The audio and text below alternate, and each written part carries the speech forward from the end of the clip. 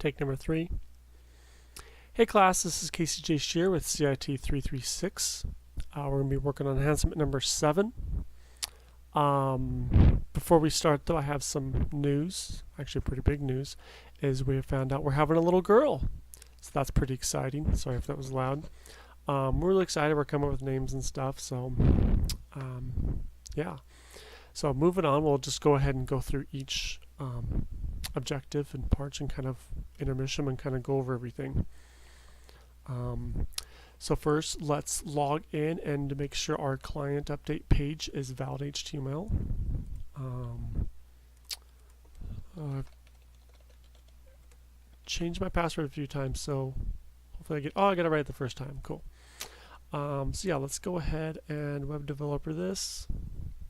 Sorry if my little bit of lag or running slow. Open Broadcast, XAMPP, and everything else running kind of bogs it down a little bit. Here we go. We'll go ahead and throw that source code in there and check it. And look, it's good. And our CSS is good too, in case that mattered. Okay. So that's good. Our HTML is valid. Next, we'll go over our case statements. We have one that takes us from the admin page to our update page. There's another one that controls the handling the updating our account information, and one to change our password. So yeah, we kind of already did the one admin, but if we go to admin here, there's a link here that does an action client update, which if we go over here and scroll up, oh wait, no, scroll down. See right here, there's a case client update, which takes us to the client update page, which is good. Good. Yeah. So then there's the update account one here, and then the update password one. I don't know why I made this thing big. You guys can't tell, but I made this whole screen. There. That's a little bit easier for me to see everything now. And the update password one is here as well. Password is pretty similar to the account, just a little bit different. Basically, it's going to grab the information based upon the user, ID, first name, last name, email. If any that's empty, it's not going to work. And it's going to send that to our update account with parameters, update account here. Those parameters matched up again. It's going to connect to our database, SQL some stuff, the update and the set and the where I mean. And then it's going to set all those for our ID, our name, our last name, our email. It's going to show us if rows are changed, input that back so we can basically say something was changed or not. Which will equal that. If that does equal a change, it will message, hey, that was changed, and session all that stuff. So then we have that and then send us to our admin page and exit. Yeah, if not, it will break, which we don't want that one. Forgot to remove my debug. Yeah, it will error, say the name that was not, you just put in, didn't work. Password's pretty similar. It just does the ID in the pass and gets that. It does the hash for it as well. Runs through that. And then of course over here, same thing. Connects to the database, does all the updating, sends input back. If it's right, it'll say, yeah, you changed your password. If not, it'll be like, sorry, you don't know how to change passwords. So yeah, let's go ahead and do that. Let's change our name to Casey, because we're going to be fun and spunky, C with a K. We're going to say we misspelled my name, and let's add a 2 onto this. Let's make sure this is closed. And this is set to, okay, that's set to the right one. Okay, so we'll update that. And we can see that it worked. It says here, congratulations. And if we refresh this, Casey Shear in a different email. Okay, let's go ahead and log out. Let's go ahead and log back in with our old email. And look, it doesn't work. Oh no. Well, let's try the right one.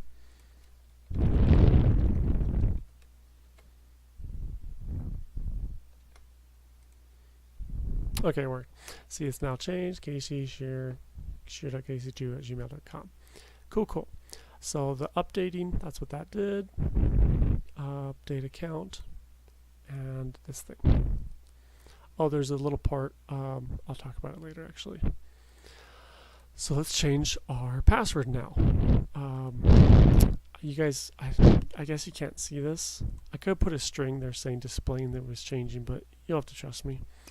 We're going to change it back to the other one. My normal one I have. And look, congratulations, it was changed. I guess we'll log out. Type this back in. And log in. Apparently I didn't type the right password.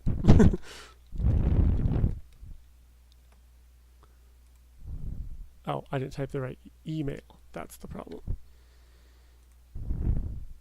There we go. Let me in. Let me in with the old password and the new email. So yeah. Okay, so that was our 3 case statements. We have the first one, which changes us from the admin page to the update page. The second one updates our information, and the third one changes our password. That'll work. Oh, let's go and show you how the client and server side validation works. So if we remove this and we try and update either one of these, neither one of them works. See, they come red and they give you an error. Please fill out this information. Please fill out this information. But if we do no validate and try it, update your account one, we'll say please fill in all information. And if we no validate again, and go down and update password, it'll be like please complete all the information. So client and server side validation works. So yeah, we also use an MVC solution involving the accounts controller, accounts module, and 2 admin and client side views. So we have the admin view, which changes us back, the client update page here, which we're on right now, has all that. We have our controller, which has our cases, our 3 cases, and then our account module, which has our 2 functions, plus this function, which we'll talk about in a second. So yeah, our MVC is all there. Basically, the admin and the client update access the controller, and the controller accesses the model and sends it back through the view. The view accesses the controller, and the controller accesses the module. A new function is present operational in the account module process the account update, which we kind of already went over. So that's right there. That updates the account. There's one for the password, which we already kind of went over, and there's one for the client query, which is right here. And then if you notice over here in client data, that's where it's being used. Basically, it populates this information and grabs the information so we can do all that. Without it, nothing works. It just basically doesn't work every time. So those are all there. Client data is checked using client and server side, which we showed you for the data, and then yeah. So our validation client and server side both works. We talked about. We're doing a video. We talked about the admin page. We talked about the client update page. The account update works. The change password works, and logging in and out with both work. So everything's good.